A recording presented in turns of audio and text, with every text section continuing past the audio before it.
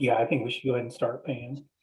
I'm going to call this meeting to order. Good morning, everyone, and welcome to the March 16th meeting of the Douglas County Criminal Justice Courting Council. My name is Pam Weegan, and I'm the chair of the CJCC. I want to pass a bit of information on regarding how we will conduct our meeting over Zoom. We ask that all members please turn on video if you have it. We ask that all members and presenters use good conference etiquette and mute their line when not speaking. We ask that you please identify yourself each time you speak. And if you have public comment to make during the public comment section of the agenda, please use the raise your hand function on Zoom. A recording of this meeting will be available on the CJCC website after each meeting. We want to start today's meeting and take a moment to recognize Anthony Sanchez-Day and his service to the CJCC and the Douglas County Correctional Facility.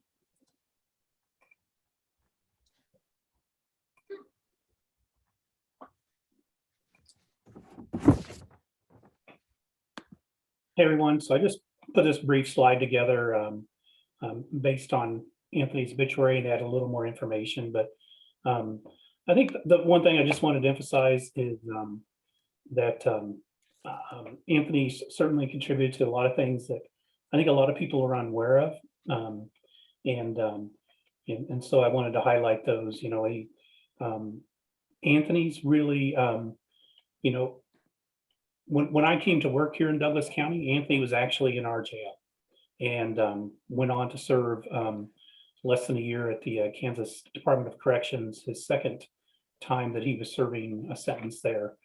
And but when he was working in the jail, he had really gotten connected with the creative writing class at the jail with Professor Brian Daldorf from KU, really kind of mentored Anthony, and our programs director at the jail worked with Anthony post-release.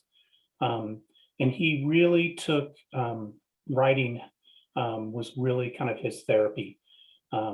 This ended up in Anthony becoming a volunteer at the jail, helping teach the writing class, and then also publishing a book of poems called Taking on Life, which if you're interested in that can be found on Amazon. You know, one thing Professor Daldorf said about Anthony is that he could have really tough conversations with people who were in a lot of trouble, because he'd been in a lot of trouble himself in the past, and that he was able to talk to them about the ways that they could step forward. One thing that Brian said this week that really pointed out to me is that Anthony had just reached this point in his life where he was really able to flourish in his work in reaching and helping other people. And incidentally, had just been appointed as a board member to Arts and Prisons here in Kansas. So, you know, Anthony is certainly a person to be celebrated. He never complained.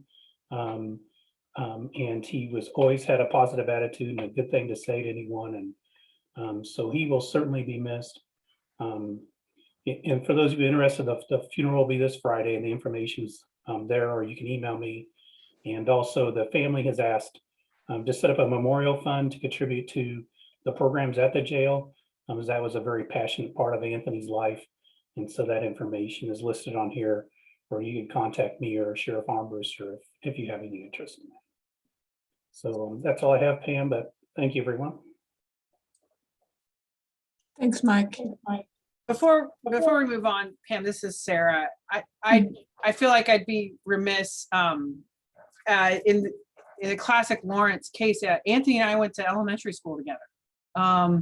He is a true son of Lawrence, and we were actually quite close in elementary school. And he will be missed by a number of people in this community. And so I appreciate his service, and I appreciate this opportunity to share that with the group.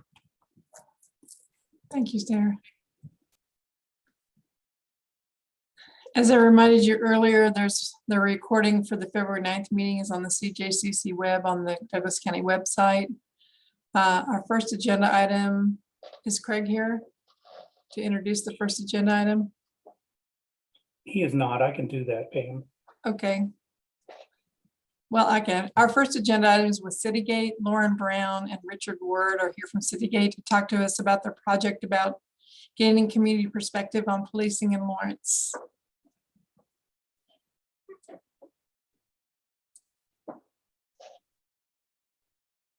Good morning. Am I ready to go? Yep, you're ready to Oh, go. good. I'm sorry. Yeah, I'm here with Dr. Lauren Brown. I'll introduce myself. I'm with CityGate. I'm a former police chief, retired police chief here in Northern California. Worked for a larger municipal agency and then a smaller one, much the size of Lawrence.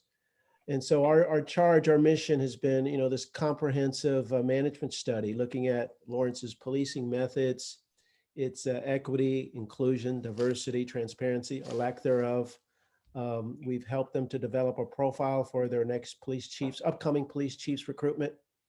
We're doing listening sessions. We've spoken to some members of this committee. We're listening to community groups, individuals. We're listening to police officers. We've collected a bunch of data, a lot of documents. So we're going back and forth with the department, going back and forth with ourselves as we conduct an analysis. And the goal is to come up with recommendations and findings, of course, and recommendations that fit Lawrence. We don't want to give Lawrence what some would term cookie cutter approaches to improve their department. No, we want approaches and recommendations that are appropriate and we think implementable and measurable for Lawrence. So that's our mission, that's our charge. We'd love to listen to each of you. I have 4 questions. I'll let Dr. Brown introduce herself first. We've been asking everyone the same 4 questions. We don't limit responses to those questions, but just to kind of frame a discussion, to prompt a discussion, we've been asking 4 questions. And I can go into those if the group would like, or maybe you just want to feed us what you've heard. And this is looks like a very a strong group of people. I'm sure you have some strong opinions about the Lawrence Police Department. I've heard from some of you, and the feedback we've gotten from members of this group and others has been amazing, fantastic. And it does not conflict always with what we've heard from law enforcement officers. By the way, we send them surveys, anonymous surveys, and they've responded a good response. And so the officers have been allowed to respond to us in these anonymous surveys. And I'll stop there and I'll ask my colleague, she can step in now. And I'm sorry, Lauren, I spoke too much. No, you didn't. It was perfect. Good morning. My name is Lauren Brown, and my work has really been in social equity and inclusion, and representing individuals who don't usually have a voice in processes. I have worked as a staff, as a researcher, and currently I am an adjunct professor at the University of Southern California. So I'm happy to be here with you today. And I will echo what my colleague said. I think, Rich, maybe just provide the 4 questions and then just open it up and let people respond where they feel like they have something they would like to contribute. Yeah, we'll do that. And again, I apologize for those that we've interviewed. This is a repeat. But if you have new information, feel free, of course, to jump in and provide it. So the 4 questions, and I'll repeat any portion or any service experiences you've had. And for the law enforcement members here, the context is probably in a work context.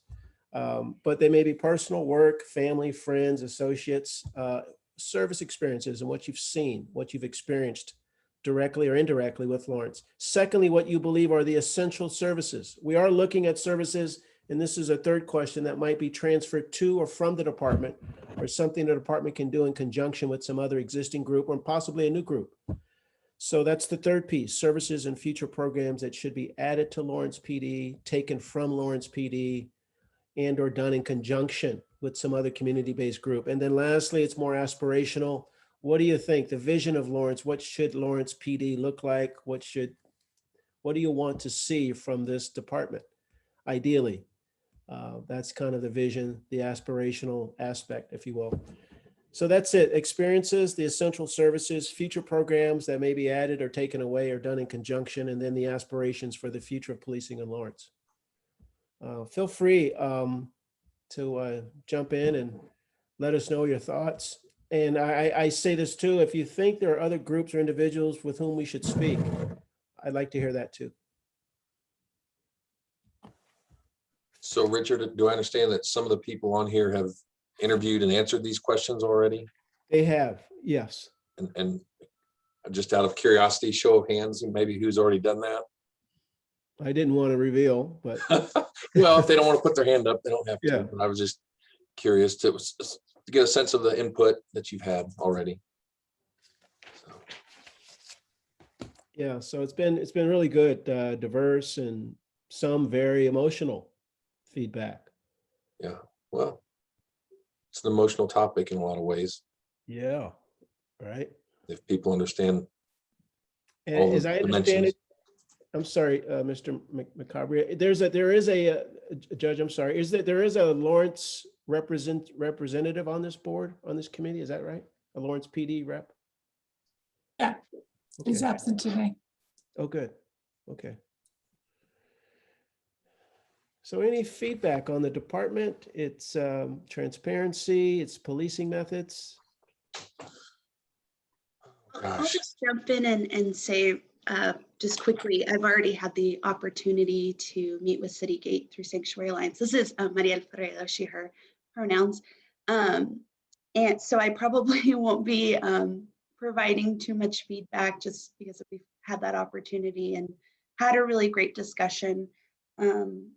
What I will say, since there are some folks in the room who were not in that space in particular, and just kind of thinking on how that meeting went and what I really want other community members to hear was a lot of concern and a lot of lived experience with Lawrence Police Department from our members.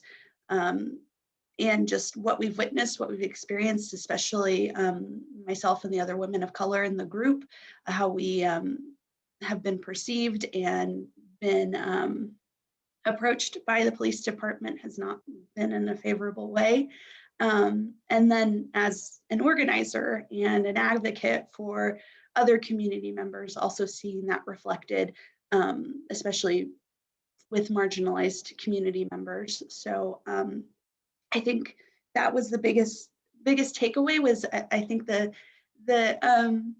wonderful people that helped kind of ask those questions from CityGate were a little surprised at our responses. And I just want to reiterate that having more community members engage and really be transparent about how they feel about the police department, especially marginalized community members, is so essential to this process because we're so often overlooked, though we are the ones that have the most interaction with the police department. So I also gave really great comments on different services and future programs. I mentioned the mobile response team and how excited I am for that opportunity, and really, really recommend that those particular services be moved to individuals who have a little bit more training experience around crisis intervention and crisis management.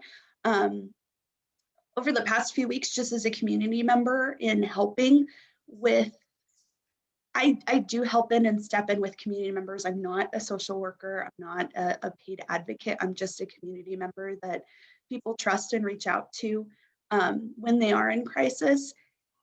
And over the past 2 weeks, I've had 4 different experiences where we've had individuals in major crisis that would not call, that would not reach out to the police department or to the hospital because they did not feel safe in those spaces.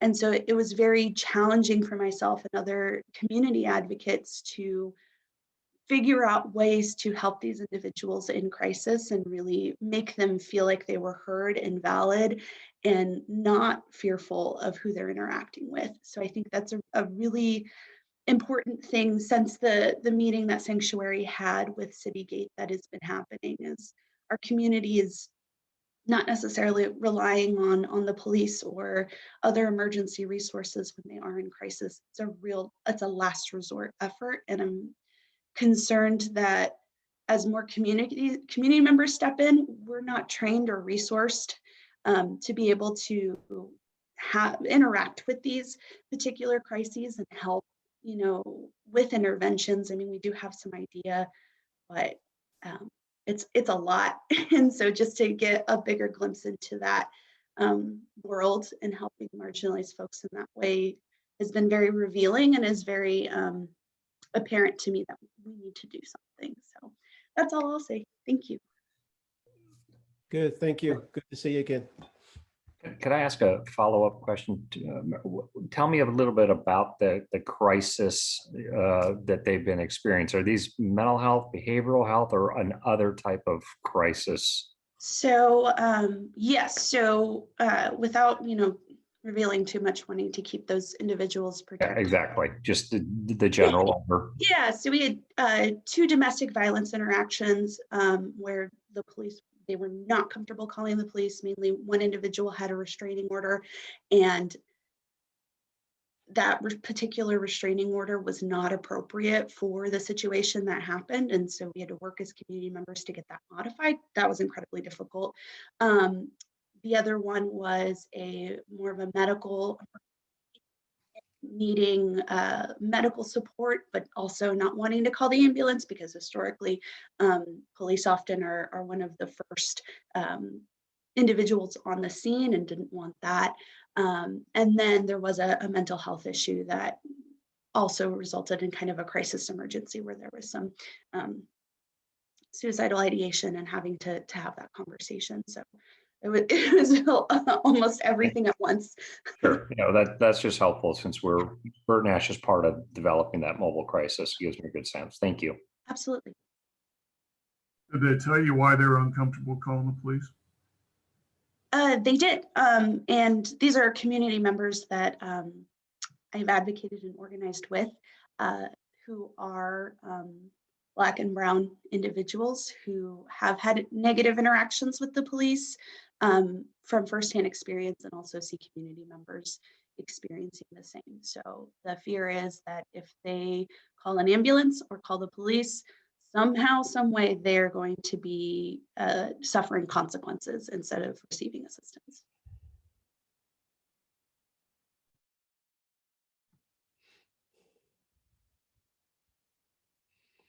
I'm curious if I could ask in kind of in response to what Mario said.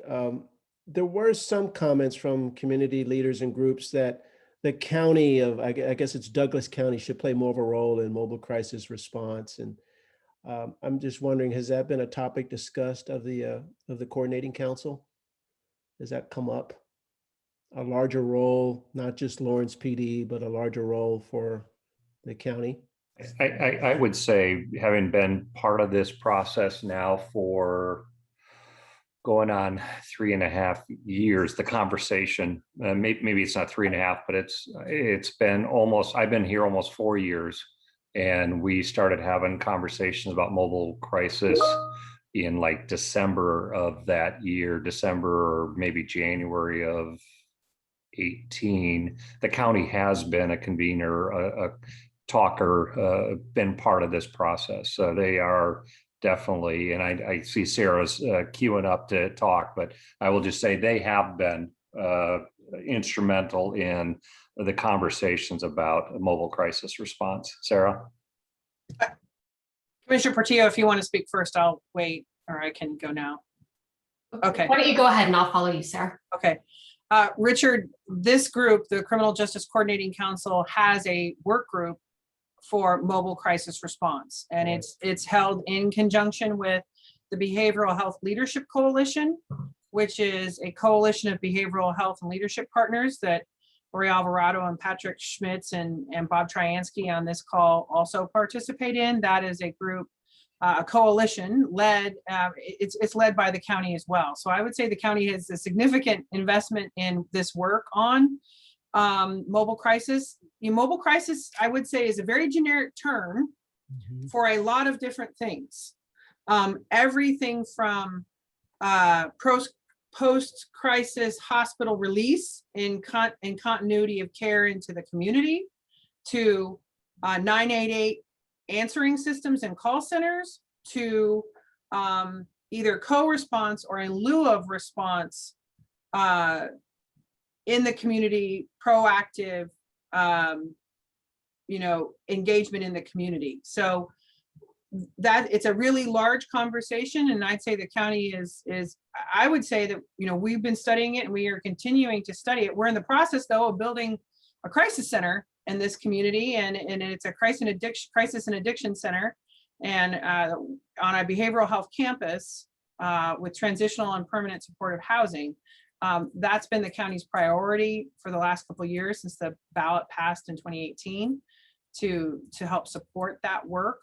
I think once we get some of those pieces underway and that there are additional leadership at the table to continue to talk about mobile crisis, I think that's something that can definitely move forward. In the meantime, I guess I would say that, you know, Lawrence Police Department had conducted CIT training of its officers, and also though has a co-responder unit. And I would say, I think there is some question as to how that unit's currently working and functioning. I think that's an important piece to this, you know, before you decide what you're going to expand in terms or mobile crisis, what are we currently doing? I would say that's an important piece to this puzzle in terms of before we could really move forward on mobile crisis, that we get some of that information as well from the Lawrence Police Department. Good, thank you. Yeah, we have learned a lot about the CIT training, their co-responder unit with the Burton Ash Center, I believe. So that's, I'm not, unfortunately, I wish I could be a part of every listening session, both of the community and law enforcement, but I have colleagues and they've been doing a lot of the in-house learning and data collection and document review. But I think we've got a good handle on what's happening now in that regard. And we're making recommendations considering what's currently existing and what's happening. Anything else? I know the homeless issue has come up with us, the transparency issue with the police department and some of the, like the CPRB, the Community Police Review Board, and we've spoken to commissioners, that's been a concern.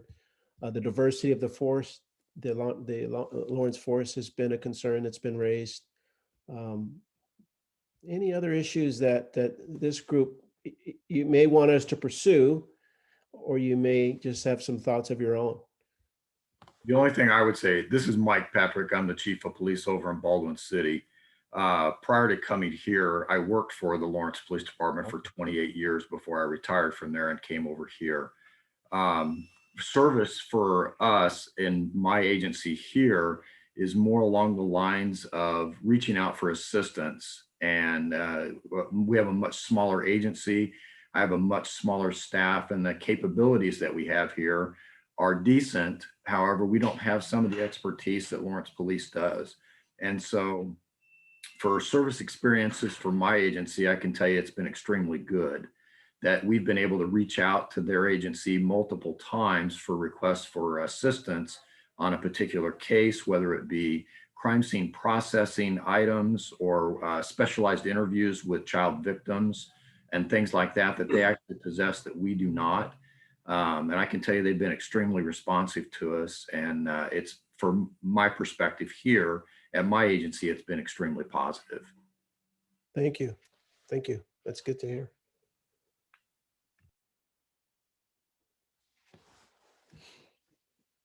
Again, any essential services that you might think in addition to service experiences? And then the whole notion, the whole idea of, as the nation discusses police reform and reimagining policing, what services might be shifted, added to Lawrence or shifted from? And mobile crisis has been a big one, as Sarah mentioned. Commissioner Shannon Portillo and Richard, we had a chance to have a long conversation, so I won't repeat all of it here, but I do just want to emphasize part of what Sarah had brought up, and that I think one of the biggest questions in our community right now is how do we make sure that we have real clarity in what our community members are asking for and what role the LPD and law enforcement in general plays in that, and where we can see other sorts of services come in. So we currently have a co-responder unit, but maybe instead of a co-responder unit, do we want to see a mobile crisis response team that focuses on mental health or behavioral health, or a response team that doesn't include law enforcement and can include more community services? And how do we make sure that we're really thinking about prevention and not just enforcement? I think that this group has done a great job of talking about that. I was just recently elected, but listened to the CJCC conversations for the year before that. I think what our community is really asking for is some action on a lot of those conversations, because there has been quite a bit of discussion. And now how do we kind of move from that discussion towards implementation? And there have been some pilot projects that are happening, but how do we learn from what we've already been doing and then think about what the next steps are? That's good. Thank you. This is Lori Alvarado. I'm with DECA. I will jump on Commissioner Portillo's comments because I was headed in that same direction. Yes, I think mobile response needs to include responses to mental health and substance abuse and all of those things that we've already talked about. To get into the prevention side and to highlight a bit of what we have done with the Baldwin Police Department has to do with kids who may be involved in a particular situation, but yet don't always have the kind of support they need. And so we're doing a project with Baldwin, Handle with Care. It's just basically a relationship that we have between law enforcement, or that's developed between law enforcement and the school districts or early childhood. And basically it's just a tip off to a teacher. Listen, there was a situation last night with a parent.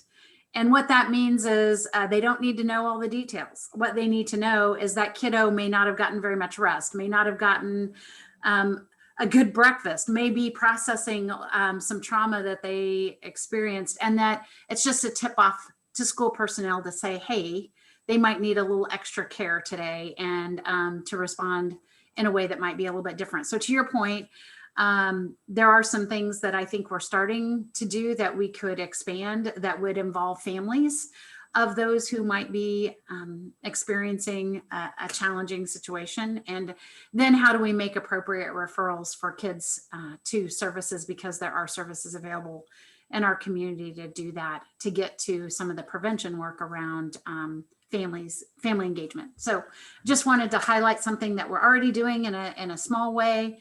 And Baldwin certainly could expand that in Douglas County, and then just being mindful of how we support families, because these kinds of things don't happen in isolation. They happen in with families and in workplaces, and we need to understand that there's connections and processes we can do to help that as well. Thank you. I think I'd heard of that from, is it Dr. Anthony Lewis? I think he mentioned that same program. Thank you.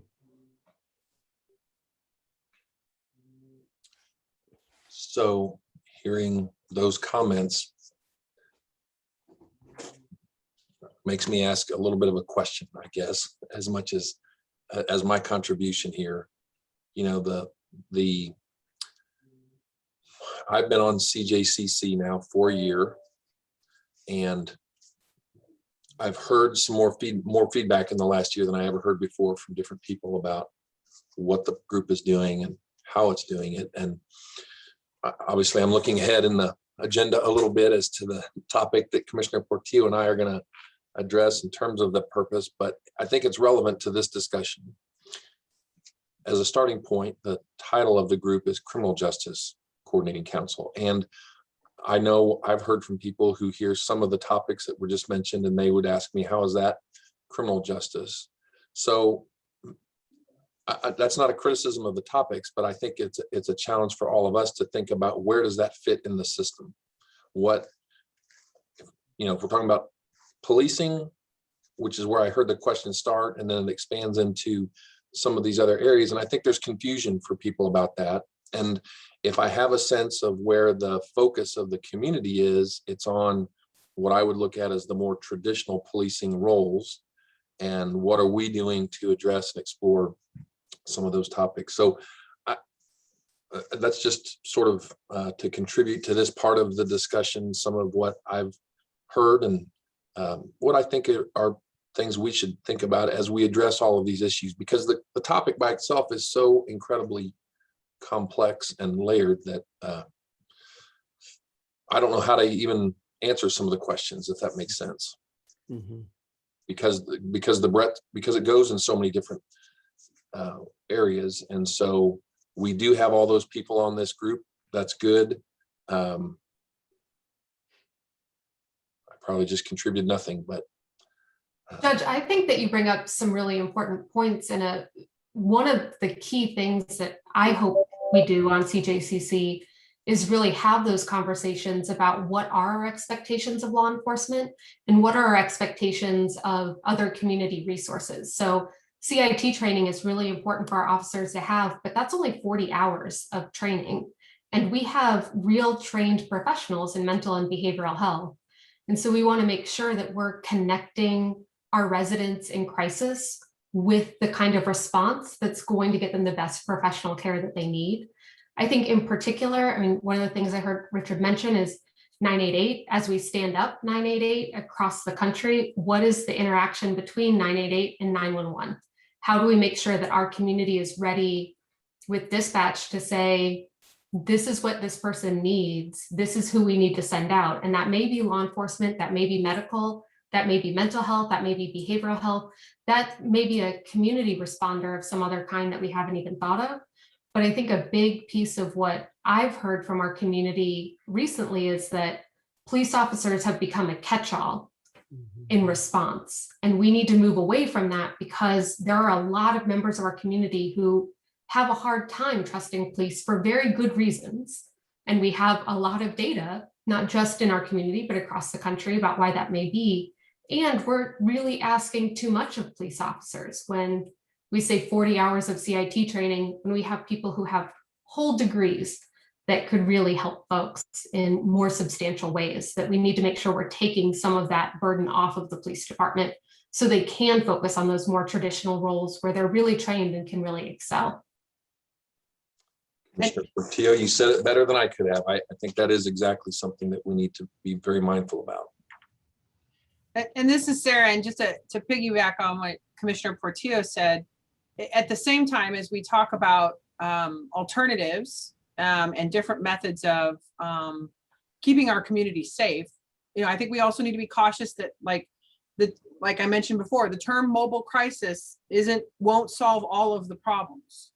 It won't solve all of the issues. You know, it doesn't eliminate policing. You know, so I do think it's important that we, you know, there needs to be more than one solution here. There needs to be a variety of different things at place here. What is the proper role for policing and law enforcement? And I think getting some advice from CityGate from that perspective of, you know, what are best practices? What are national leading experts telling us that role should be, would be really helpful to have as a part of your analysis. Just as an aside, I'm sorry, I was just looking at data, calls for service data for the department, and I think the number one was traffic accidents, traffic collisions, and a high one that surprised me were suicide-related calls. I was shocked. I just sent a colleague an email. Is this correct? I don't know if you've had those discussions or if you have numbers, but I was shocked at, I mean, thousands of calls in 1 year regarding, I don't know if they were actual suicides, it simply said suicides, or calls of threats of suicides, but shocking. I thought it was a shockingly high number given the population of Lawrence.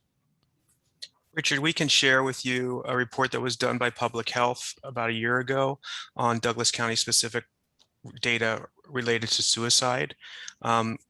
What you need to know at a higher level is that the suicide mortality rate in the state of Kansas has grown by slightly over 40% over the last 20 years. In Douglas County, it's grown by over 80% in the last 20 years. So we have some reasons to focus in a concerted way around what we know specifically about Douglas County because of some of the efforts to kind of gather this county specific data and see what it's telling us. My colleagues, you know, in suicide prevention always want to emphasize how you share statistics, how you use statistics. These are reasons for concern, so we can come up with strategies to pivot towards, you know, hopefully addressing these concerns. But, you know, 25% of the behavioral health crises that show up in the emergency department in Douglas County involve suicidal ideation or a suicide attempt. And the largest cohort of our suicide attempts in Douglas County are between the ages of 10 and 19 years of age. Wow. So that's why we've made reducing the suicide mortality rate a key objective in the behavioral health plank of the community health plan. it's one metric, one piece of data. We now have some more data because of cooperation from the school districts to participate in the Cctc data survey.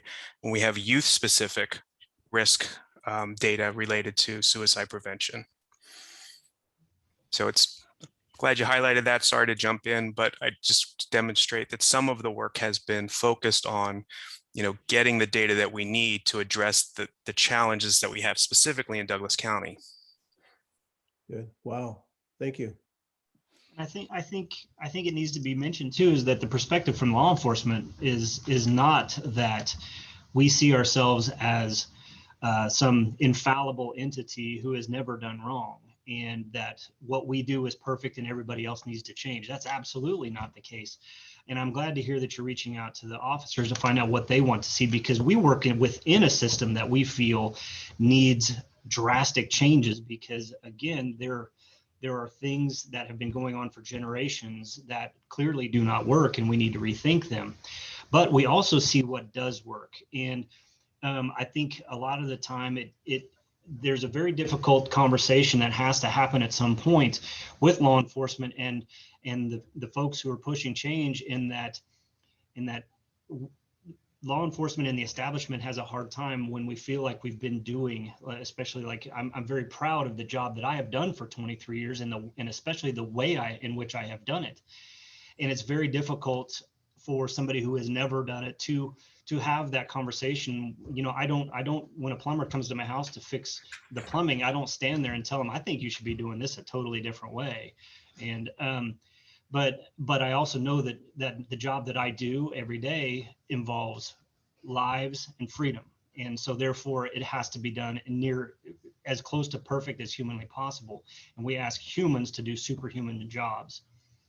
So you look at our jail and our jail population, just in the 23 years that I've been here, not only do we, and I don't mean to use crass terms, but we have not only the craziest people that we have ever held in custody, we have the largest number of the craziest people. The depth and the breadth of the mental health within our facility is unmatched in generations, if I would say. And we don't have, and some of these people are so mentally unhealthy that you cannot, I will not call them a criminal. They may have broken a law, but they are so sick and need so much help, they cannot be called a criminal. But yet a jail is the best place for them within our community. And their families are not calling up saying, let them out of jail. Please send them back home. They don't belong in jail. Their families are standing on the desks and saying, get them the help they need. And unfortunately, our jail is the only place to do that.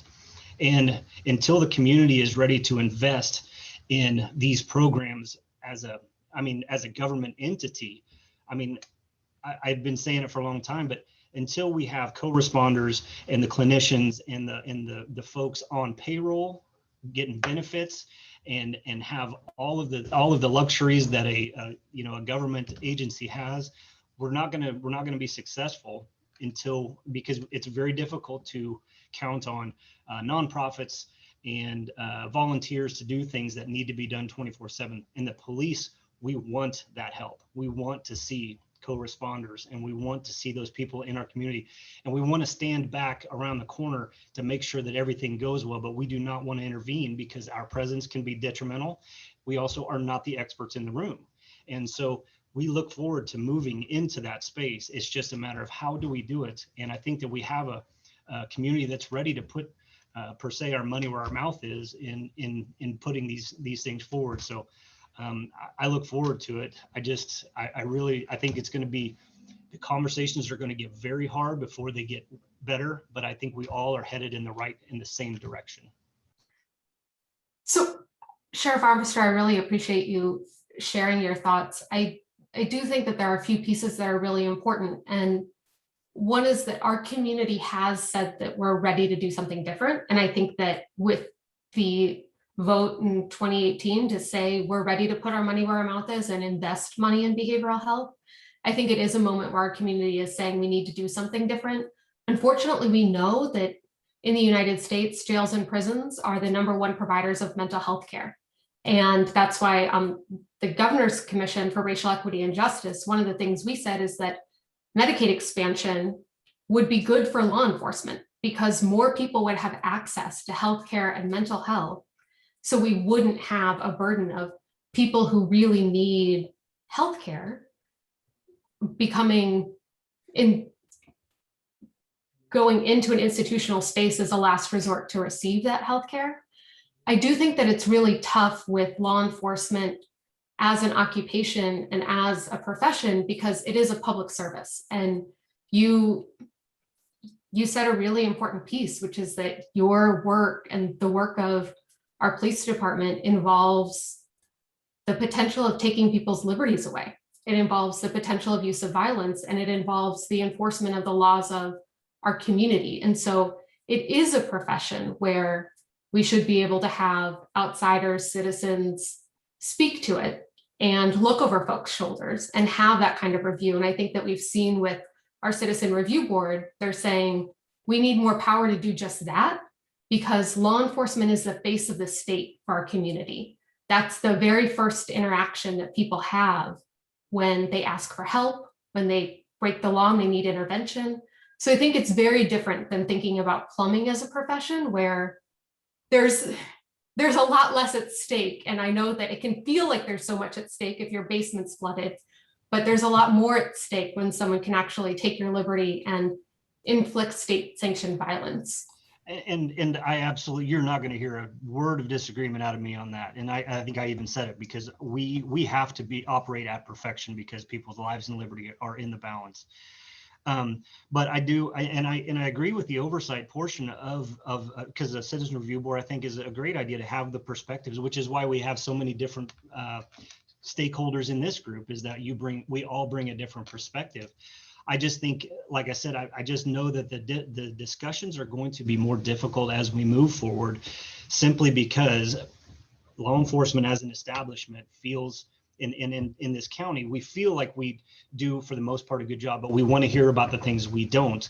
But it's always going to be difficult with such in these situations for people to feel completely, I don't know, I don't have the right word here, but they're always going to feel attacked. And I know that that's not fair. And I know that people, they're saying these things because they want to see the change to make things better.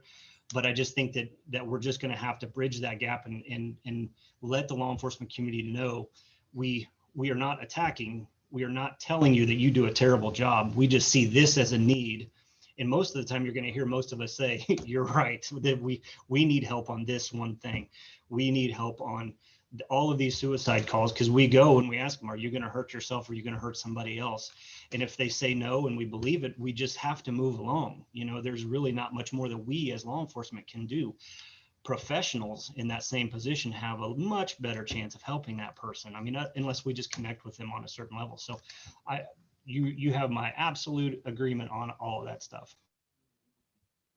Can I ask Commissioner Portillo, you mentioned a vote in 2018. Was that a passage of some new tax?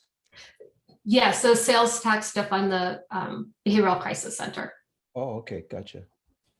Yeah. And then another question. I'm sorry. I was going to say, and Sarah had mentioned that earlier.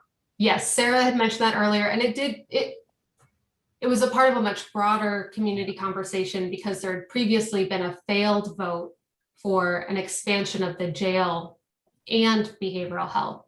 And so that vote failed.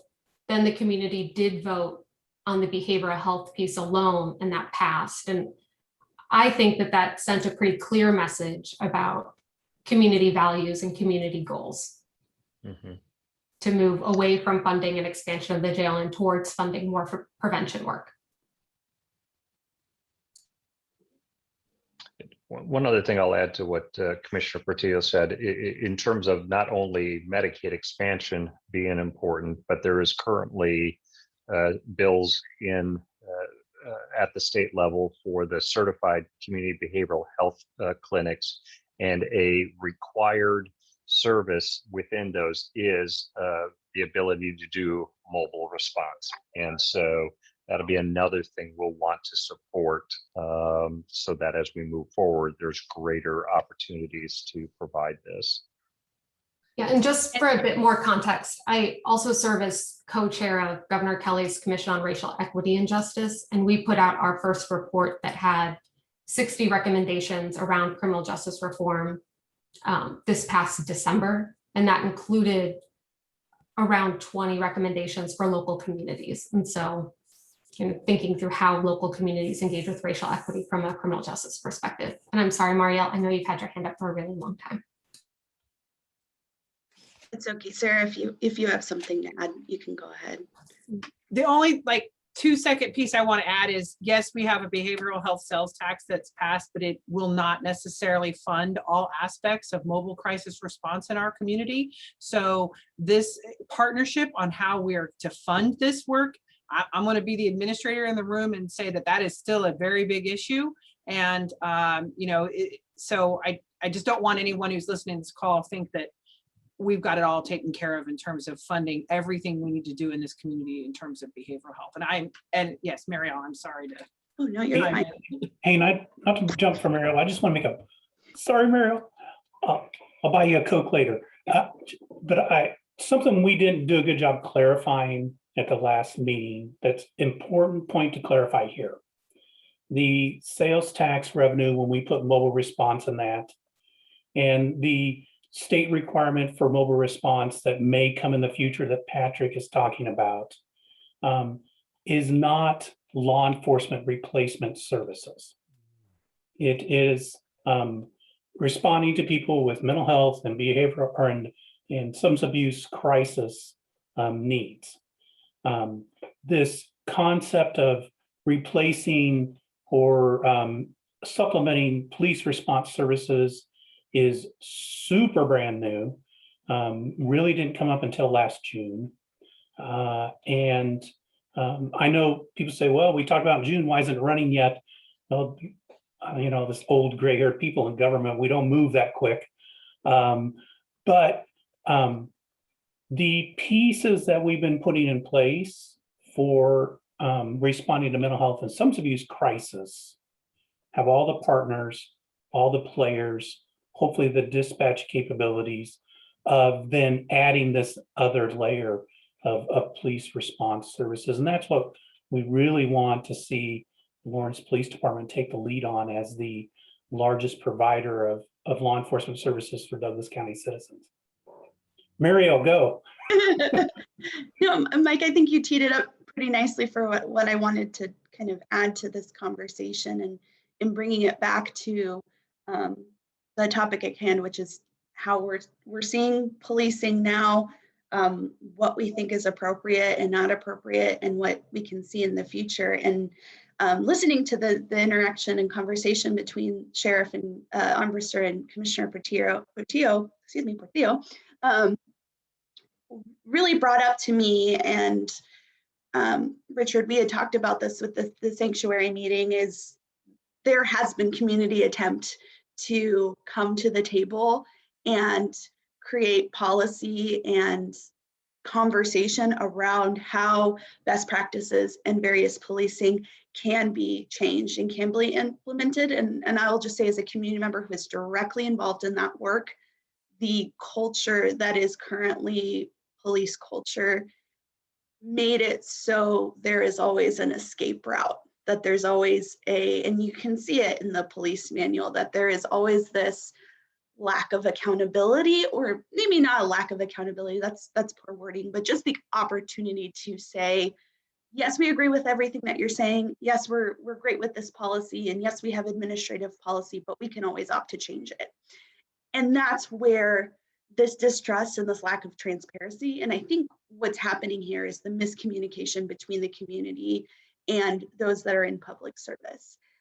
It's not so much that we don't feel that you're capable of doing this, or that a police department cannot change and shift and partner. It's that we're not seeing that attitude to begin with. So that distrust is there and is very prevalent. And so just hearing all of these suggestions and conversation and data is fantastic, but in reality, actually applying it and being a community member that sees that firsthand and interacts with that firsthand, it's not there. The relationship building is not there.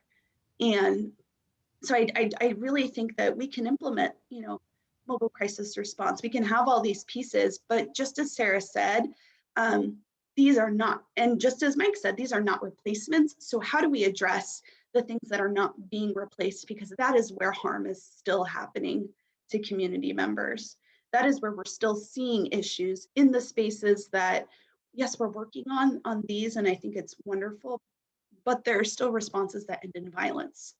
There is still that, as Commissioner Portillo said, there's that prevention versus enforcement, and it's imbalanced right now. It's more on the side of enforcement, and we're seeing that affect community members in such a profound way that, as I spoke earlier, the option now is to not even reach out and request these services. And so that is the major problem I'm seeing. Is it seems like we can do all this planning and we can do all this discussion, but if we don't address that first, then a lot of this is going to be a lack of transparency and a lack of really good relationship and trust building that needs to happen if we're going to continue down the road of having policing address X, Y, and Z services that could still potentially end in an enforcement or violent interaction. So I just wanted to add that caveat. Well, Mary, if I could just challenge you a little bit in that I was recently elected. I ran a campaign, and I've been very outspoken since then about the need to change. But yet you and I have never spoken. And here I am on the most public manner with as many stakeholders in saying I am ready to change. But you say the culture is that it's where we don't want to change. We do. So what I would hope is that you would identify those people who have the ability to make changes and work directly with them. I cannot speak for Chief Brixius and the city and the Lawrence Police Department. I can only talk about what we here at the Sheriff's Office do. And there are things that I want to see done. And now when it comes to co-responder, without the city's buy-in, because they are the biggest customer, they're the largest need, it's very difficult to implement a program like co-responders if the city is not interested. And I'm not saying they're not, I'm just saying that's not something as the sheriff I can do. But I hope that you see an ally in the room, at least finally, maybe. And I look forward to it, but I know that but again, the conversations are very, very difficult. And to just simply say that we have a culture that is unyielding I don't think it's fair, but I understand your perspective. Absolutely. And I validate that. And I know that's yours. And I want to work. I want to earn the opportunity to change it. I appreciate that. Yeah, and I think it's, again, addressing that ideology that there's an understanding it's not everyone, right? But if it's consistently happening, if there's a pattern, then something has to be addressed. And all I can express is my experience. So, and the experience of those I advocate for. And unfortunately, that is the view as it stands. And I really hope it can change, and it can we can have those conversations for sure. I just think also it's a lot to ask for community members to consistently be on constantly on, not on the backs, but I'm trying to figure out a good word to say, hold that accountability for public service groups such as the city, such as the police department, sheriff's department, county commissioners to do the work. It's exhausting. And I don't think that should be held by community members as much as it is right now. And believe me, I get that response all the time. Like, why haven't you come to me? Why haven't you talked to me? Well, geez, I'm a community member volunteering and trying to hold all other things aside from how city and police react. We're holding so much more and doing it for free that it's exhausting. And so just knowing that there are privilege dynamics and capacity dynamics that exist in these spaces, I think is really, really important. And that's where I say transparency. An example of this would be when we were creating sanctuary ordinance for the city, we wanted a notification system, We wanted a way to alert the community in partnership with the police. We even as an organization were like, we will do the work. We just want, it co-signed. And the fact that that was so heavily pushed against, and that the department came up with 101 different reasons why it wouldn't work rather than listening, that's the interaction that we continuously had. Was here is 5,000 reasons why we don't want to help you because they can, was really the answer. Not because of, oh, there could be bad, results to this, we could be held on the line. It was, we don't have to do this. And that's a direct quote from the interim chief. And that was really disheartening to hear. And, if that's the experience on top of the other interactions with police, if that's what you have, then that's the opinion you form. And so I don't think it can be just us reaching out, just us doing all of this labor and then sometimes getting a response and getting pushback. We just don't feel valued at all, don't feel like our opinion matters, and don't feel that change. So I think that's where it's coming from.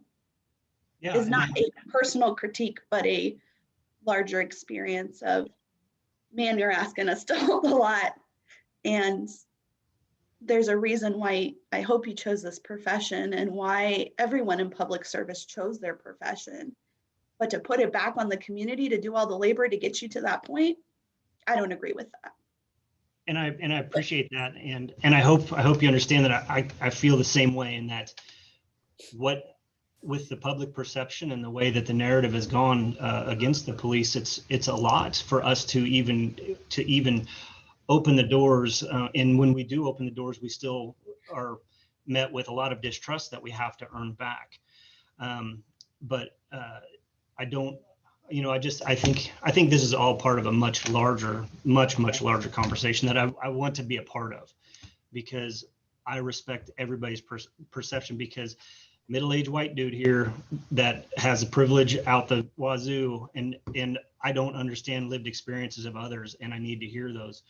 But I also have seen the system from the inside, and I know where things are broken, and I know where the community misunderstands certain things that we have to do, and I want to point out one tiny little thing.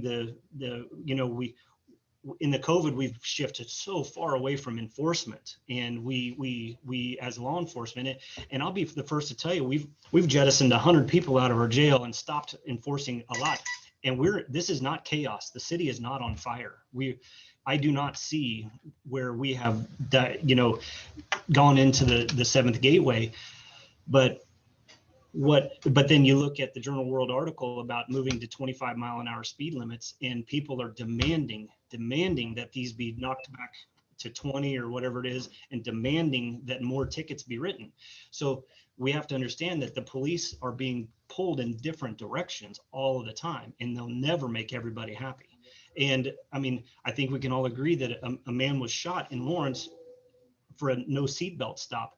Yet we're demanding that more police make more stops for what I would call minor traffic speeding violations, which is going to up the contacts, is going to up the chances of bad things happening.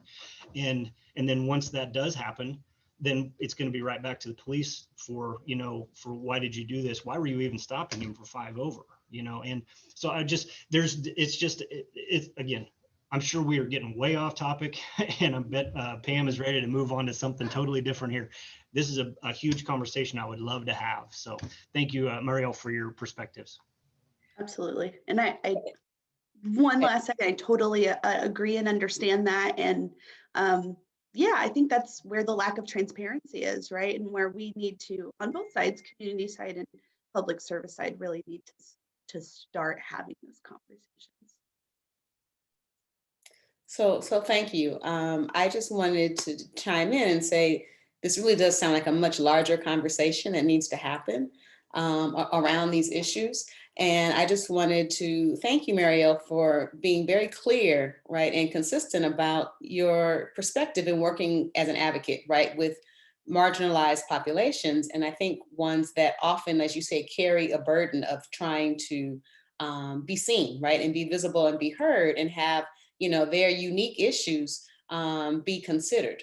And I just want to thank you for consistently, raising that today, even though, you had a lot of questions and Rich and I allowed that. And normally when we're facilitating a discussion, there's really not a lot of back and forth, right? So I didn't want you to feel as if we weren't here to help you, but I do feel like the conversation was useful. So we allowed it. But normally in a discussion like this, there's really isn't a lot of questioning each other. It's supposed to just be a safe place for everyone to speak and express their opinions without a lot of being challenged and back and forth and all of this. So I just want people to be mindful of that, how you structure your meetings, if it's a facilitated conversation or if you are just having, someone else come and talk about implicit bias or, best practices or something else. And you can all talk about that from a different perspective, because that's really useful as well. And I think that maybe this group could really benefit from something like that.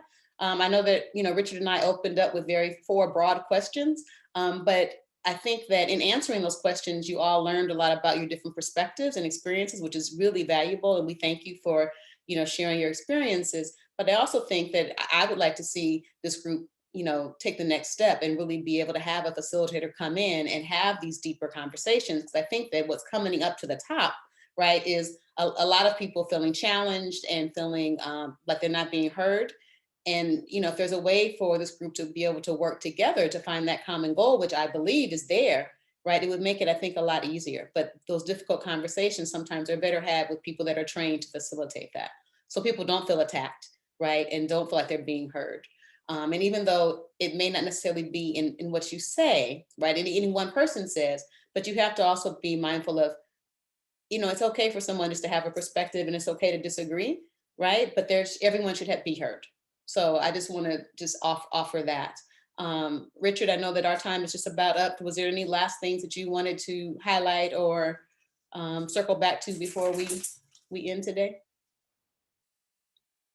Boy, there's a lot. I'm trying to keep my mouth shut so I can not dominate the discussion but this has been that's fascinating. I wish I were there in a conference room together.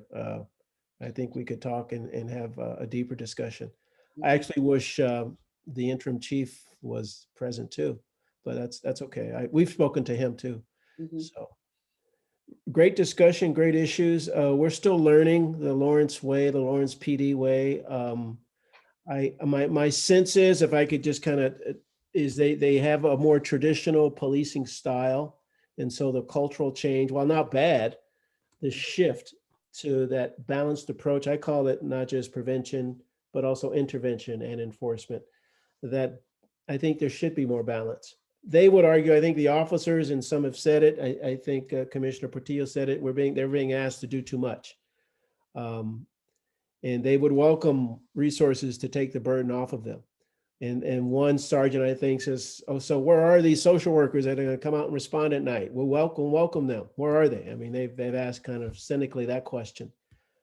So I think there's actually some common ground in that regard.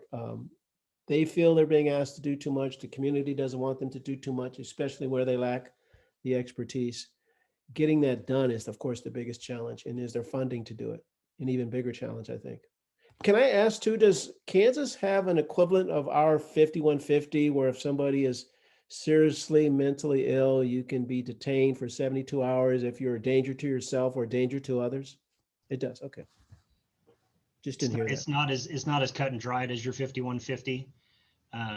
It's a bit more intensive as far as how you get to that point, and the courts have to, because like a police officer for 5150 can just make the determination right on scene, place that person in custody, take them to the hospital, and they have special holding facilities and cells basically for those people.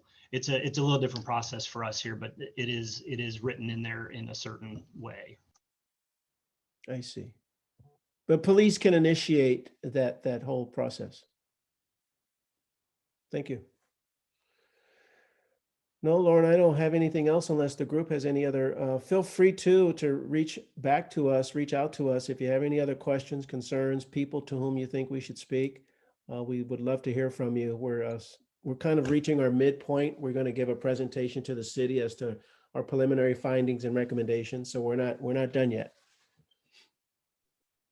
Richard and Lauren, thanks so much for being here today, and really interesting conversation. I really enjoyed hearing everybody's perspectives. Thank you. Now we're going to move on with the rest of our agenda. The next item on our agenda is a discussion about the role and purpose of the CJCC, and that'll be led by Shannon Portillo, Commissioner Portillo, and Judge McCabria.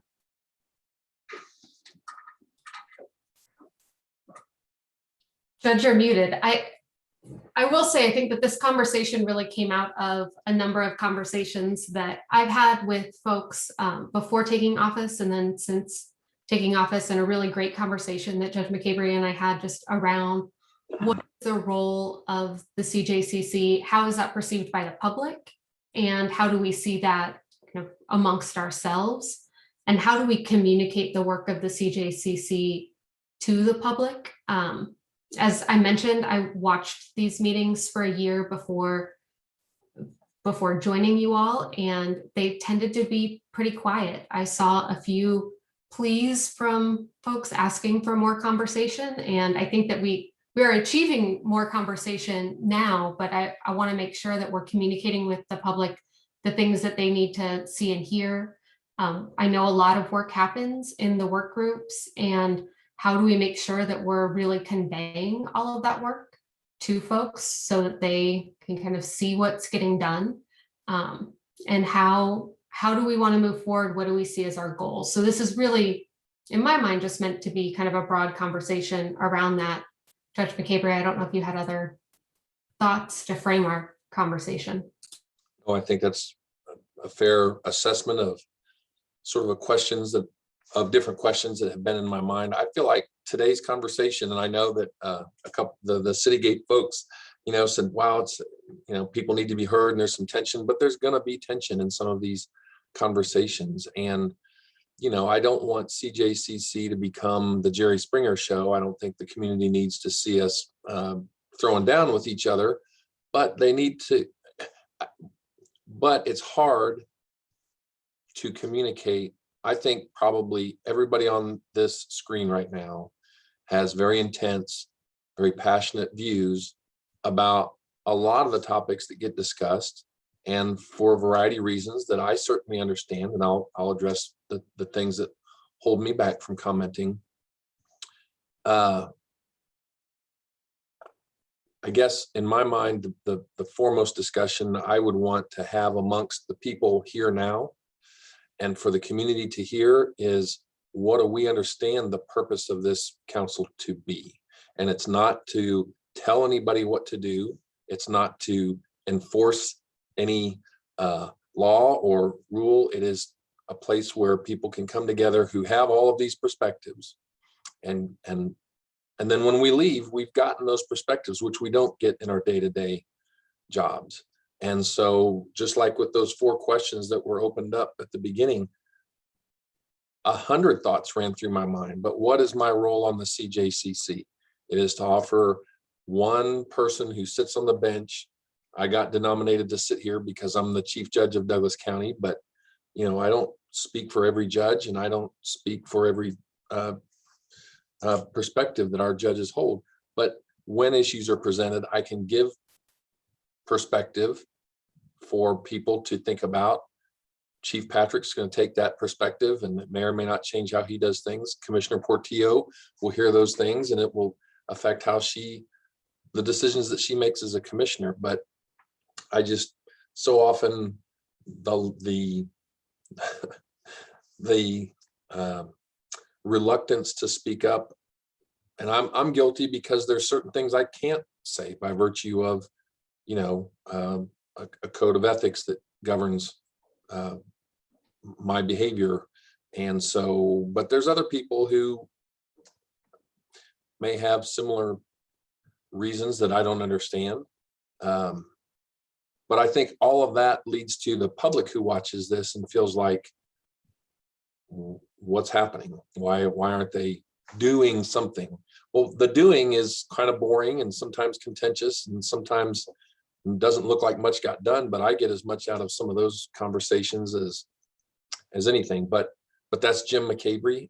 I don't know if there's a better way to define what the objective is for the council in terms of what we want and what the community wants. And that's sort of the conversation. I think that is the conversation I had with Commissioner Portillo. And other than opening that up for input from the members, I don't know a better way to approach it, but there probably is. So, you know, I will call out Darren Canaday. He's been very good at sometimes promoting conversations with questions that he's asked. And I feel like sometimes questions are the best way, because I know there's people here that have better insight and a different perspective from me. But I've enjoyed his willingness to, I've appreciated it is probably a better word. And so I don't know, that's just, it was a small sort of part of the conversation I had with Commissioner Portillo that turned into a little bit bigger one. And you know, I feel like it's worth presenting to the council to see what others are thinking about. You know, are you satisfied with what we're getting out of these meetings? Are there things that you wish would happen differently? You have suggestions on how to do that. So, Judge, this is Sarah. I appreciate your comments, and I also appreciate your, I appreciate both Commissioner Portillo and Judge McCabria's attention to, let's make these robust discussions. Let's make these, and I think in the last several months, we've had those. We've had some really great, engaging discussions that are really helpful. I'm going to be the boring administrator in the room, but I'm going to go back to the bylaws of this group, which are on our hub website. But if I can read the purpose and the goals real quickly, it says the purpose of the council is to provide a working forum to support communication and collaborative coordination between and among key criminal justice system officials, advisory bodies, agencies, department, community members to promote the public health, public safety, and an effective and equitable, efficient criminal justice system in our community. I think that's a pretty good description of what this group is. It is not, it doesn't have a budget. It doesn't control a budget. In my world, that's important. It cannot force the judges to do anything. It cannot force the sheriff to do anything.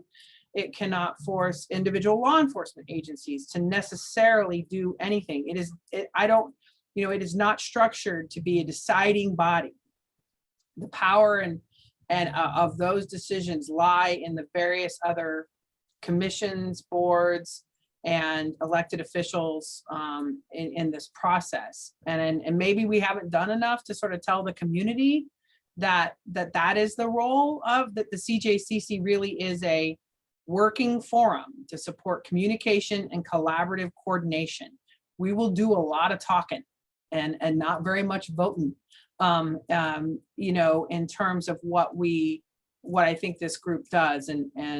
So I just wanted to pull some attention back to the bylaws. no, I think that's exactly right. I've heard people get frustrated about the talking, but that is the purpose. I go through my day, and then when I get on these CJCC meetings, it's been good for me to hear things that I wouldn't hear in any other way. And it has made me be reflective about how I do my job. And I think there's tremendous value in that. And I've sometimes felt like if I were to say, I just think there's more voices that could contribute or ask questions would be maximizing the benefit. The other thing I will say is I'm a big believer in the 80-20 rule, and what I hear in not a lot, but some of the conversations that I think is a source of I don't know what other word to use besides frustration for people who watch is, of course, just like I'm just going to say the discussion between Marielle and Sheriff Armbruster, that conversation, you're always going to have, nobody's going to achieve perfection. And we can't let ourselves get frustrated by not achieving perfection.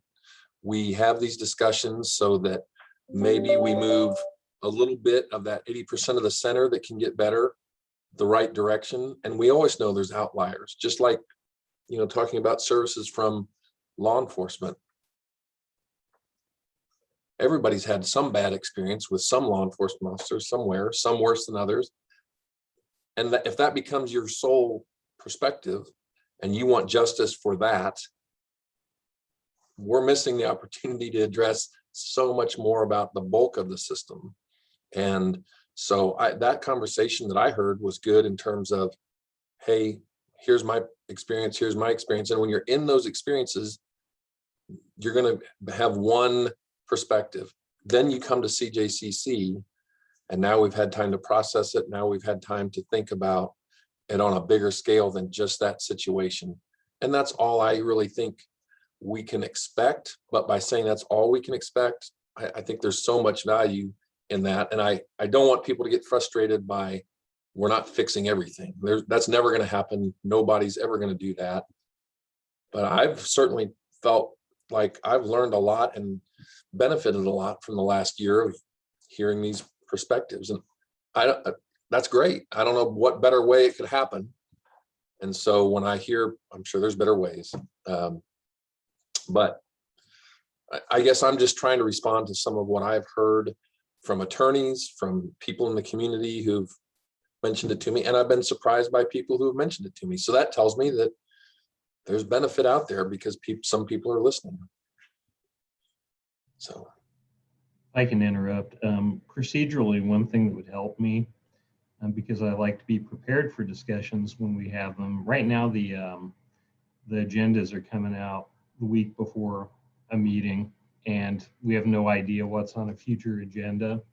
For example, I don't know what will be the topics of discussion next month or the month after that with any specificity. It would help if we could have a preview of what we were going to potentially discuss. I don't want to put too much work on Mike, but that would allow all of us to be prepared for the information that's presented on that day and give it a little more thought rather than just wait until that day and see what comes up in the discussion.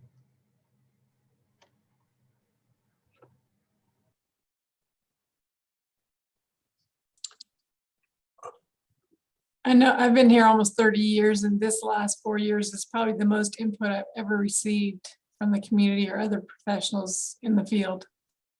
I've found it to be quite useful for me, and what people don't see are the changes that happen within the department as a result of those conversations. We don't report back on all the changes that have happened as a result of the things that you all have given input about that shape the services that we provide to the citizens of our community. And we are really focused on prevention. And we've done a lot on justice reform for the juvenile side of the world. And I'm hopeful that in the next few years, we're going to see some significant changes on the adult side as well, because they've been quite successful. But as a community, I'm not sure how much awareness the citizens have of what's happening with youth and what's happening in terms of how many people are getting out of jail on a daily basis in pretrial supervision, and trying to put people in the best place to be the most successful that they can be. I found these discussions to be extremely helpful. Pam, I think that's a really important point, and I think it kind of gets to both what Sarah brought up from the bylaws, that these are meant to be collaborative spaces, and what the judge brought up, that these conversations are happening, but I think it is imperative on us as a council to close the loop with the community and say, okay, here is what the conversation we had in the broader council meeting. Here's how that influenced the work groups. And then here's how individual agencies did the work and did the implementation. And I think that's where we're really missing out on an opportunity to bring the community in and say, here's what that produced. And I think that's the missing link, because for so many community members who watch, they see conversation or they see the start of a conversation and they don't know what happens after that. And so part of it is how can we do a better job of making sure that they know what's happened with all of that input. Though I know a lot of folks have had their hands raised for a long time. And Darren, I just started talking right over you when you unmuted. So I want to invite you into the conversation. I see Bob, Lori, and Jennifer all have their hands up as well. I know that we're short on time, so I'll try and be brief. And apologies for missing the top of the meeting. But I think to some of the points that have been brought up, and Sarah, thank you for going back to the bylaws, because I do think this communication piece is arguably some of what's there. And I know some of this, my sense of some of the communication, perhaps frustration, as Judge McCabria brought up, is a little bit endemic to Midwest, Kansas. We're not necessarily going to be, we're not the type to just jump in and go at some things. The professional artist in me feels like part of it is just getting used to having a space where we can freely exchange ideas. To Shannon's point, there has been increased discussion in these last few meetings. I think that's great. My impulse is that if there was a way to have some all-in type of moments where participation is encouraged, if not required, but that we get, I think some of it is just getting used to the muscle of some crosstalk. And it sounds like, again, I apologize for being in another meeting. It sounds like some of that did occur already. And to Judge Gabriel's point, like, it's not always comfortable, but it sounds like it also got some conversation to some important places. And so the more I think we can set up a structure to Judge Miller's point, of like, if part of what goes out is please come with a response to this prompt or question or thought, for us to go ahead and get all of us into conversation with each other, that might help get us to some different places. Again, understanding that our job is not to vote and say, we're going to do this, but so that various stakeholders can hear us say, I have a concern about this, I question our ability to do a thing. Or bylaws do have voting and non-voting members. And so I think that is a question about, our bylaws say we're here to talk. Our bylaws also say we have voting and non-voting members. I've never seen a vote take place. So to your point, Darren, do we vote? Do we not? Should we not? And I'm not advocating one way or the other, but I do think it's an important question for us to raise. Right. And I would love everyone to weigh in on that one, as a matter of fact, at some point.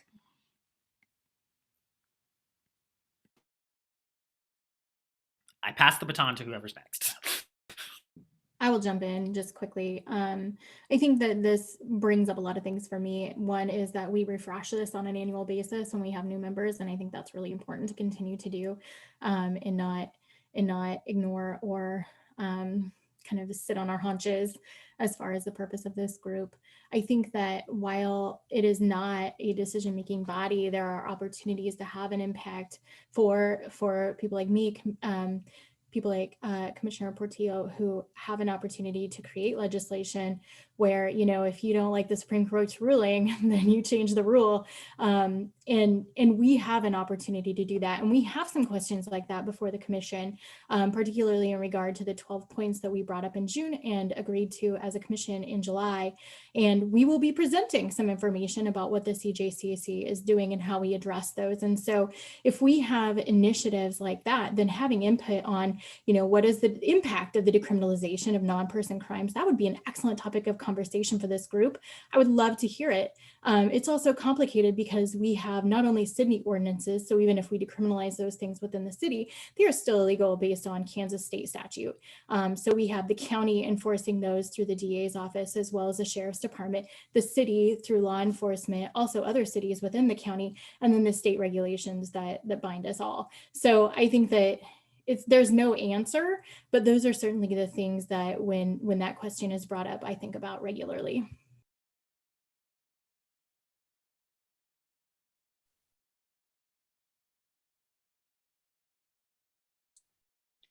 Bob, do you want to go ahead?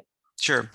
I want to go back around to Mariel's point because I want to amplify, because there's a spirit and a theme here that I think this group has been hearing for a while. And that is, where is the opportunity for this group to intentionally invite in the view of lived experience? And then what's the best way to structure that sort of conversation so that it really is meaningful and it doesn't fall to one designated community member to carry that burden? I say that because I was originally a member of this group as the community member who was the person with lived experience of serious mental illness at the table. And I share Mariel's experience of the burden of feeling like you have to be the spokesperson for this issue. You have to carry all of the voices and perspectives about this issue to the table. And then you have to decide strategically when and if to speak up, how and if to speak up, how to be strategic so that you can actually have an impact. That is an exhausting process. And I sit here in this as a member of this council now, as a part of the bureaucracy, and I wonder what's happened to the lived experience voice of the person with serious mental illness, that we started this process as one of the objectives that we were trying to address. We've made tremendous progress in putting some things in place to speak to those concerns. How effective are they right now? And how do we have the conversation about evaluating and measuring and retooling some of these substantial commitments that we've made? I just wonder what would happen if this body got intentional and strategic about how to invite community voice in so that you are a listening session, not facilitated by an outside group out in the community at the library for the listening session part of the process. I think there just would be tremendous benefit if this body figured out how to have thoughtful, intentional, regular opportunities for the community to weigh in on this process. This council will be better and this community will be better if we figure that out. I just quickly, I know that others have their hand raised. I want to point out that it's also important to know how to listen. And that can be just as damaging, if not more so, if people aren't showing up the way that we want them to, or saying the things that we think they should be saying or how they should be saying them. So I think that would be essential before we open that up. So I'm going to weave kind of all of those. I was going to echo the peer voice. I think it needs to be, or the lived experience voice needs to be in the room, not only from serious mental illness, but substance abuse. And I think that's important to have in the room.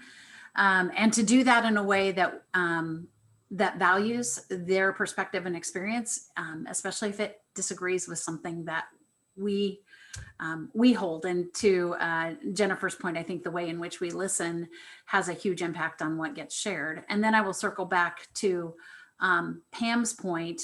Absolutely, conversations in this group have affected practice, but I'm not sure we're very good at sharing that and being intentional about, there was this conversation and this is what happened as a result. And I think if we were more intentional about all of us sharing how we've changed practice or approach, or even listened differently, I think would go a long way. So I think there's a lot of, I will tell you, there are times when I don't weigh in because I sit here and want to process and listen. And to Judge Miller's point, if I'm not prepared and haven't gotten my head in where we're really going, then sometimes my processing happens 3 hours after this meeting. So just as a thought, I think being prepared for the conversations, being prepared to listen might help us to engage, and then being prepared to share what's happened as a result of our work, I think is all things that might make this more relevant to the community. Thank you, Lori. Marielle? Yeah, thank you. I'm going to try to tone down my emotion a little bit, because what was said after the conversation between Sheriff Armbruster and myself was deeply offensive. To claim that our discussion pattern was like a Jerry Springer show is not okay to say. There are different conversation patterns and different ways folks talk and communicate to one another. And I think that idea of listening and responding and understanding that communication is different for everyone is incredibly important. So I need to put that in this space. I'm also coming as a community member, not as a police officer, not as a judge, not as a social service worker, as someone who cares about Lawrence, who cares about Douglas County, who sees and interacts and experiences firsthand the injustices that occur in our criminal justice system. I see where things are broken.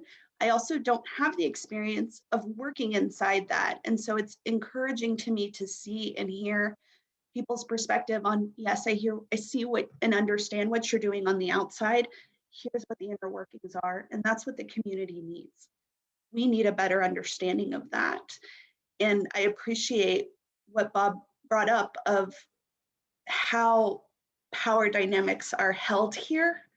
And what I feel my responsibility is as a community member is to be in these meetings, to listen, to voice my concerns, and to take that back to the community.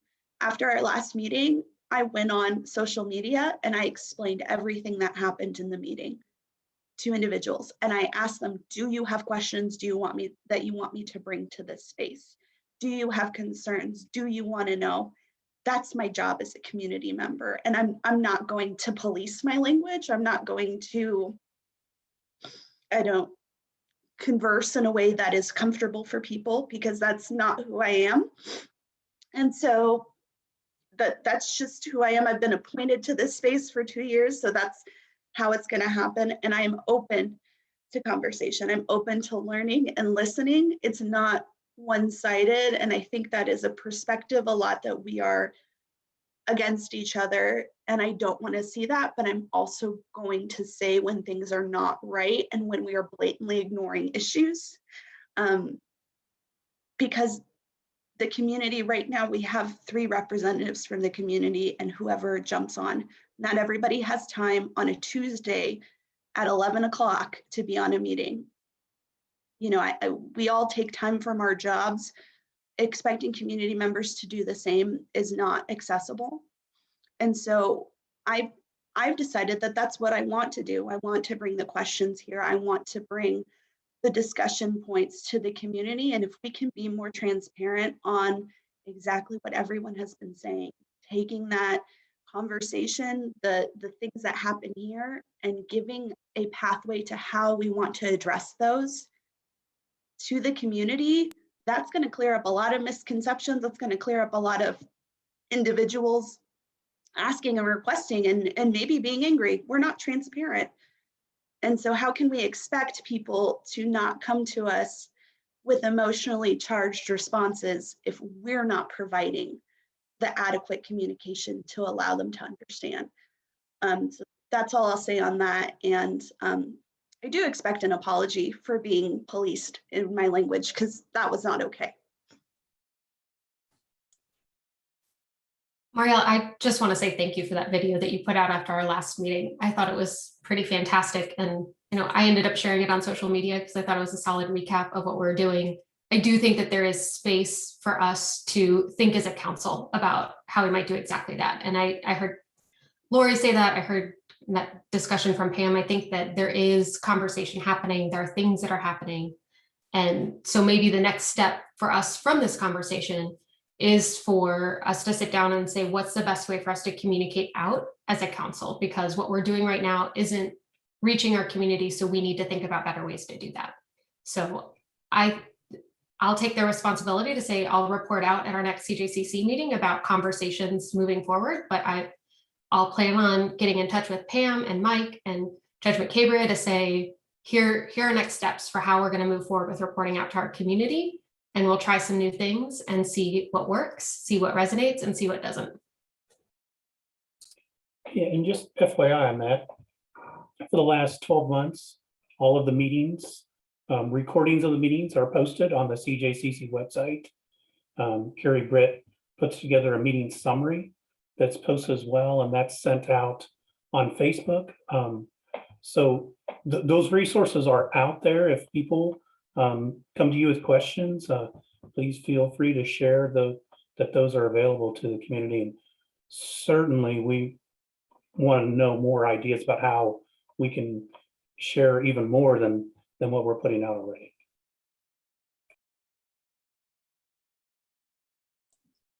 Thank you so much for sharing, Marielle. Are we ready for the public comment section? For me, do we have anyone in the public who wants to make a comment today?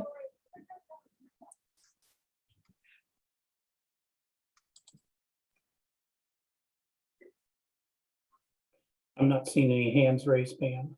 I think they were raised during our conversation with CityGate, but maybe have left. Yeah, that individual has left. Okay. Well, I think everybody. Sorry, Okay. Pam. Looks like a Cindy Courtney has raised her hand, so I'm going to move her to panelist.